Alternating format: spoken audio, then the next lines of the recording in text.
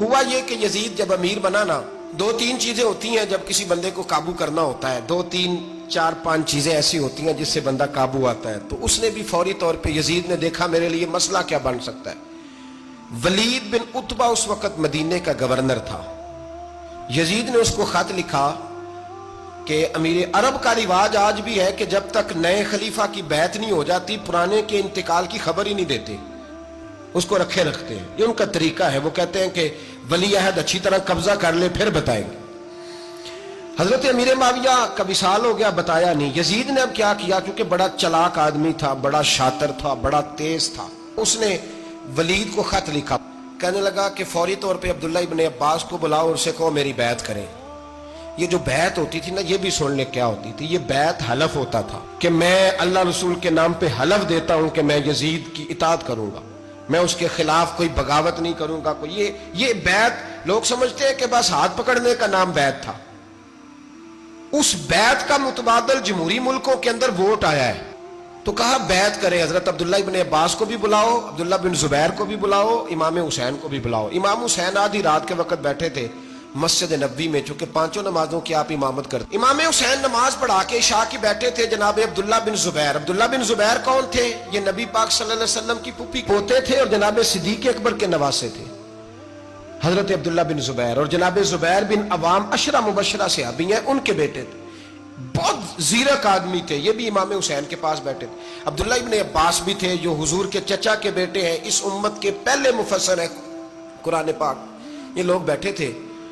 تو ولید نے ایک بندہ بھیجا، اس نے آ کے کہا جناب آپ کو گورنر صاحب نے بلایا ہے. تو عبداللہ بن زبیر کہنے لگے حسین اس وقت بلانے کی بات سمجھ میں نہیں آئی. تو امام حسین بڑے بصیرت والے تھے، اللہ نے بصیرت دی تھی. کہنے لگے عبداللہ آپ کو سمجھ نہیں آئی، مجھے سمجھ آ گئی ہے، امیر معاویہ وصال کر گئے اور یہ ہمیں جو بلایا گیا ہے نا، یہ یزید کی بیعت کے لیے بلایا گیا ہے. تو کہا پھر آپ آدھی رات کو نہ جائیں، آپ کے لیے خطرہ ہوگا. تو امام حسین فرمانے لگے خطرہ حسین کو نہیں ہوتا. نہیں کہا پھر بھی آپ مہربانی کریں ذرا احتیاط سے جائیں. تو جناب عبداللہ ابن زبیر نے، عبداللہ ابن عباس نے 14 بندے نیزے دے کے، تلواریں دے کے امام حسین کے ساتھ بھیجے اور کہا کہ امام حسین اگر اس نے کوئی غلط ملت بات کی نا، زبردستی بیعت کرنے کا کہا، تو آپ بس کوئی ایک بات اونچی آواز میں کر دینا، یہ سپاہی پیچھے آ جائیں گے. امام حسین ان 14 بندوں کو لے کے گورنر ہاؤس پہنچ گئے. جب آپ وہاں پہنچے اس نے بتایا، اس نے کہا جی حضرت امیر معاویہ انتقال کر گئے اور آپ نے یزید کی بیعت کرنی ہے. تو امام حسین فرمانے لگے میں چھپ کے بیعت نہیں کروں گا. مجمع لگاؤ، جمعے والے دن اعلان کرو.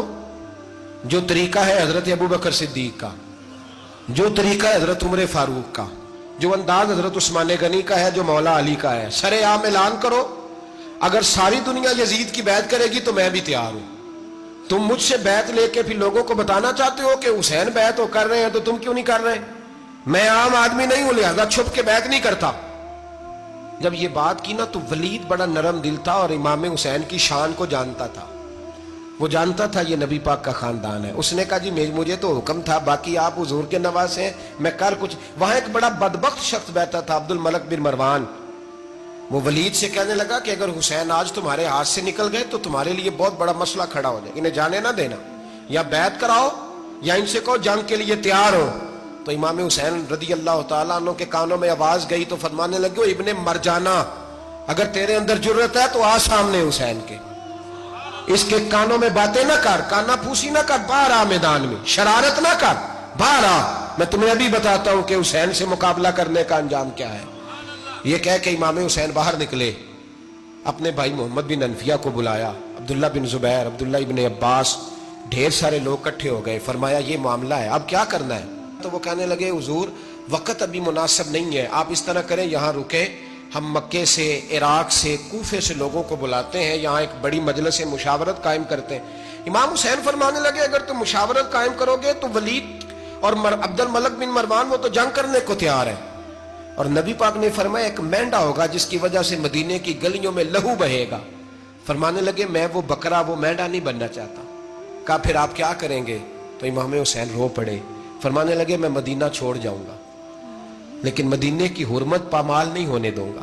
امام علی مقام آدھی رات کے وقت نکلے. سیدہ فاطمہ کا دروازہ ایک اس دن تھا جس دن حضرت مولا علی کوفے چلے گئے اور دوبارہ آج تالا لگا جب امام حسین نکلے.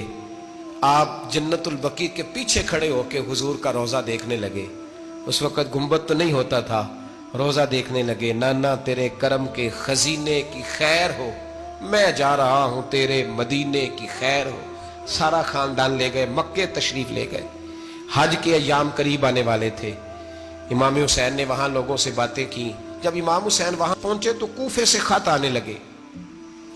کوفہ حضرت علی کا دارالخلافہ تھا. وہاں آپ کے محبین, پیار کرنے والے ڈھیروں تھے. انہیں خط لکھے کہ حضور آپ چپ کر کے بیٹھے ہوئے ہیں اور ہمارے اوپر یزید مسلط ہو گیا ہے.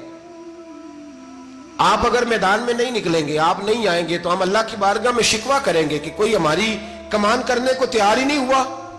اور وہ خط 1 2 3 نہیں آئے. وہ خط اتنے تھے کہ 3 بوریوں میں بھرے تھے امام حسین نے. 3 بوریوں میں. اب مجبوری ہو جاتی ہے, حق کے لیے کئی دفعہ بات کرنا مجبوری ہوتی ہے. اگر نہیں کرے گا تو پھر اس کو بھی قبر میں جواب دینا پڑے گا. امام علی مقام رضی اللہ تعالیٰ عنہ نے مکے میں اب لوگوں کو جمع کیا مشورے کے لیے. ہر بندے نے کہا حضور وہ بلا تو رہے ہیں پر اپنے وعدوں کے پکے.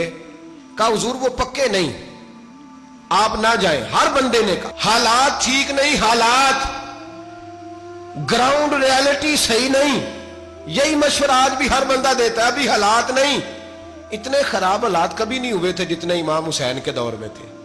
لیکن فرمایا میں دین کے خلاف غلط حکمران کو مسلط ہونے کی اجازت, بول کے بتائیے, بول کے, غلط حکمران کو مسلط ہونے کی اجازت, مزاحمت کروں گا, مخالفت کروں گا. امام کہنے لگے کوئی بات نہیں, وہ میرے ساتھ چلے نہ چلے لیکن میں کوفے جاؤں گا. وہ لوگ میرے ساتھ کھڑا ہونے کو تیار ہے تو وہ جھوٹ ہے یا سچ ہے پر میں چلوں گا. جب امام علی مقام نے اصرار فرمایا تو جو آپ کے قریبی صحابہ کرام کی اولادیں تھی ساری, یہ بھی اب بیماری ہے. کچھ لوگ کہتے ہیں جی صحابہ نہیں ساتھ چلے, تو میں کہتا ہوں اہل بیت نبوت کے تو کل افراد 21 تھے, تو 72 میں باقی اولادیں کس کی تھی؟ وہ ساری صحابہ کی اولادیں تھیں. وہ سارے, پتہ نہیں کیوں اس طرح کا فلسفہ بیان کیا جاتا ہے جس میں حالات خراب ہو. حضرت سیدنا امام علی مقام کو جب بہت زیادہ کہا گیا نا, تو امام حسین رضی اللہ تعالیٰ انہوں نے فرمایا چلو میں ایک کام کرتا ہوں, مسلم بن عقیل کو بھیجتا ہوں. حضرت علی کے بھتیجے ہیں, امام حسین رضی اللہ تعالیٰ عنہ کے چچا کے بیٹے ہیں حضرت عقیل کے صاحبزادے مسلم بن عقیل. بڑے سمجھدار آدمی تھے, معاملہ فہم تھے, بڑے جری تھے. اتنا زبردست مشورہ کم لوگ دیتے ہیں جتنا حضرت مسلم بن عقیل دیتے تھے. ان کو بھیجا گیا کوفے. اب اس میں بڑی تفصیل ہے, وہ اپنے 2 بچے بھی لے گئے. جب وہ کوفے پہنچے نا تو کوفے پر جناب نعمان بن بشیر کی حکومت تھی. آپ گورنر تھے اور اہل بیت سے بڑی عقیدت رکھنے والے, نرم رویہ. عبید اللہ ابن زیاد کوفے کا گورنر نہیں تھا, یہ کسی اور علاقے کا تھا. جب آپ وہاں پہنچے تو نعمان بن بشیر نے دیکھا کہ حضرت مسلم بن عقیل آئے ہیں, تو لوگ دوڑے ان کی بیعت کرنے, بھاگے. اتنے لوگ جمع ہوئے کہ ایک دن میں 17,000 آدمی نے بیعت کر لی. کتنے بندے جی؟ 17,000 آدمی ایک دن آیا. اب وہ جو امام مسلم بن عقیل کے وہاں نعرے لگانے والے تھے کہنے لگے حضور یہ پہلے دن کی کارکردگی ہے, 2-4 دن میں دیکھیے کیا ہوتا ہے. 2-4 دن میں کیا ہوا, 40,000 آدمی نے بیعت کر لی. اب وہ 40,000 بندہ تیار ہو گیا. ادھر سے جو یزید کے وفادار تھے انہوں نے خط لکھا یزید کو کہ تو نے بڑا نرم آدمی گورنر بنایا ہے اور 40,000 بندہ چلا گیا حسین کی طرف. اگر ایک دن مسلم بن عقیل اور رہے تو جو تورا گورنر بیٹھے ہیں نا جناب نعمان بن بشیر, ان کو گورنر ہاؤس سے نکال کے مسلم بن عقیل قبضہ کر لیں گے. تو چپ کر کے بیٹھا ہے. یزید بڑا تیز تھا, اس نے ایک آدمی گھوڑے پہ دوڑایا. عبید اللہ ابن زیاد ایک اور علاقے کا گورنر تھا پر بڑا ظالم سا بدماش تھا, بڑا سخت گیر آدمی تھا. اس کو کہا کہ تو پہلے ایک صوبے کا گورنر ہے, جا تجھے دوسرا صوبہ بھی دیا. اس طرح کار فوری طور پہ کوفے پہنچ اور جا کے مسلم بن عقیل کو گرفتار کر, جو آدمی ان کا ساتھ پھر بھی دے اسے قتل کر دے. اس نے کیا کیا, وہ آدھی رات کو آیا, منہ چھپایا, جبہ پہنا, لوگ سمجھے امام حسین آ گئے.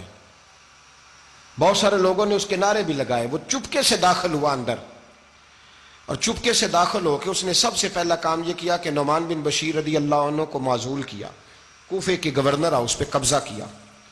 پھر اس نے اسی وقت سوئے ہوئے سرکردہ لوگ, جس طرح ایک گاؤں کا چودھری دوسرے کا محلے میں قبیلوں کے جو لوگ تھے چودھریوں کو بلایا, کچھ کو سزائیں دیں, کچھ کو سخت کہا، کچھ کو ان کے عیب گنوائے کہ وہ تمہارا فلانا مسئلہ پھر خراب کر دوں گا، بلیک میل کیا۔ صبح ہونے تک حالات اگر تم نے میرے قابو میں نہ کیے تو یاد رکھنا بڑا مشکل ہوتا ہے حق پہ کھڑا ہونا، بڑی چیزیں لوگوں کو یاد آتی ہیں، اللہ جانتا ہے۔ پہلے کچھ ہوتا ہے، بعد میں معاملہ کچھ ہوتا ہے۔ حضرت مسلم بن عقیل کے ساتھ جس دن عبید اللہ ابن زیاد آیا 40,000 کا لشکر تھا، اگلے دن صبح ہوئی، اگلے دن تو یہ حال ہو گیا کہ آپ جب کوفے کی جامع مسجد میں ظہر کی نماز کے لیے گئے تو 5-7 ہزار آدمی نماز پڑھنے آیا، اور جب مغرب کا وقت آیا تو لوگوں نے چند ہزار لوگ رہ گئے، نماز کی نیت باندھی۔ توجہ کرنا میری بات پہ، ایک مسئلہ بھی سمجھ میں آئے گا۔ لوگوں نے نماز کی نیت باندھی تو حضرت مسلم بن عقیل امامت کر رہے ہیں، ہاتھ باندھے ہوئے ہیں، تو بہت سارے لوگوں نے پیچھے ہاتھ چھوڑ دیے۔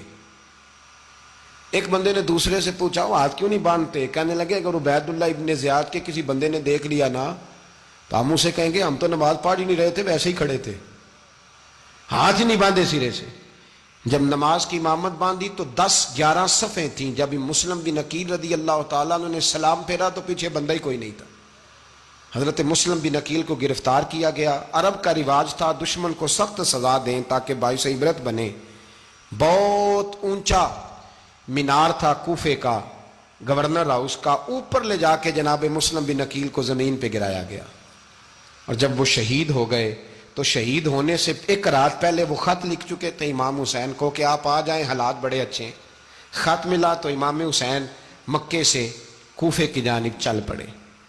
امام علی مقام رضی اللہ تعالیٰ عنہ جب چل پڑے، تشریف لا رہے تھے تو رستے میں فرزق شاعر ملا، بڑا محب اہل بیت تھا۔ رستے میں ملاقات ہوئی، اللہ اکبر۔ حضرت مسلم بن عقیل جب گرایا شہید ہو گئے تو پھر اس نے اس طرح کیا کہ آپ کی لاش کو لٹکا دیا چوک میں۔ لوگ دیکھتے تھے تو عورتیں بچوں کہتی تھی تو نے باہر نہیں نکلنا، ہم نے نہیں امام حسین کے ساتھ چلنا، بس بڑا خوف ہے، کوئی بندہ نہ باہر نکلے، کوئی نہیں ضرورت ہمیں، حالات بہتر ہوگی تو دیکھی جائے۔ آج کتنے لوگ ہیں، کتنی دیگیں پکی، کتنی نیازیں بٹی، کیا کچھ ہوا۔ آپ ناراض نہ ہونا، میں آپ میں سے ہوں، آپ مجھ سے ہیں، یہ بات آپ کی نہیں میری سب کی ہے۔